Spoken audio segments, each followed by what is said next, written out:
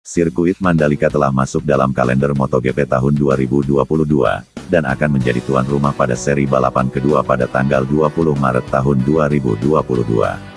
Berikut kami merangkum beberapa perbedaan antara sirkuit Mandalika dengan sirkuit Sepang sebagai berikut. 1. Biaya konstruksi.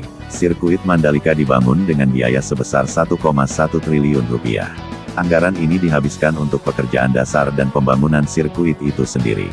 Sementara itu, biaya yang dikeluarkan untuk membangun sirkuit Sepang sebesar 120 juta dolar AS atau sekitar 300 miliar rupiah dan rampung pada tahun 1998. 2. Lama pembangunan. Sirkuit internasional Sepang dibangun mulai dari tahun 1997 hingga tahun 1999. Lokasinya berada di dekat Putrajaya yang merupakan ibu kota administratif negara yang baru didirikan. Sementara itu, sirkuit Mandalika merupakan area konstruksi yang lebih muda karena baru diresmikan Presiden Jokowi, Jumat tanggal 12 November tahun 2021. 3. Kapasitas penonton. Kapasitas Grandstand Seating Street Sirkuit Mandalika mencapai lebih dari 50.000 tempat duduk, sementara non-seated area tribun berdiri sanggup menampung 138.000 orang.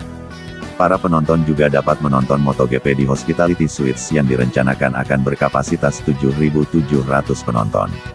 Sementara untuk sirkuit Sepang di Malaysia ini dapat menampung hingga 130.000 penonton sekaligus. Grandstand utama dan 18 corporate suites ber-AC memiliki kapasitas 32.000 penonton. Sedangkan Grandstand K dan F dapat diisi hingga 18.500 penonton yang berhadapan, masing-masing pada belokan 1 dan 7.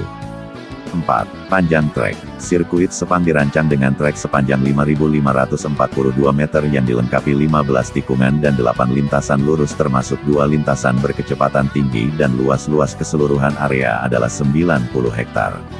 Sedangkan sirkuit Mandalika dirancang dengan trek sepanjang 4.310 meter yang dilengkapi 17 tikungan. Adapun luasnya secara keseluruhan mencapai 120 hektar. 5. Aspal. Sirkuit Mandalika disebut jauh lebih baik dari apa yang ada di sirkuit Sepang lantaran menggunakan teknologi aspal terbaru, yakni Stone Mastic Asphalt SMA. Partikel dari SMA ini tidak terlalu rapat atau terlalu jarang sehingga permukaannya sangat rata. Karena itu, meskipun telah ada lebih dari 5 tahun tak perlu dilakukan pelapisan ulang. Sementara aspal di sirkuit Sepang dibuat menggunakan senyawa aspal yang diformulasikan secara khusus sehingga terbentuklah trek yang halus dan tidak kasar. Hal ini membuat agar lintasan bisa menyesuaikan dengan iklim Malaysia dan bisa digunakan sepanjang tahun. Sementara itu, batu sungai halus digunakan untuk lapisan kerikil di sepanjang trek. 5. Pemandangan alam. Sirkuit Mandalika terletak di dalam kawasan The Mandalika yang merupakan destinasi pariwisata kelas dunia dan dekat dengan area pantai.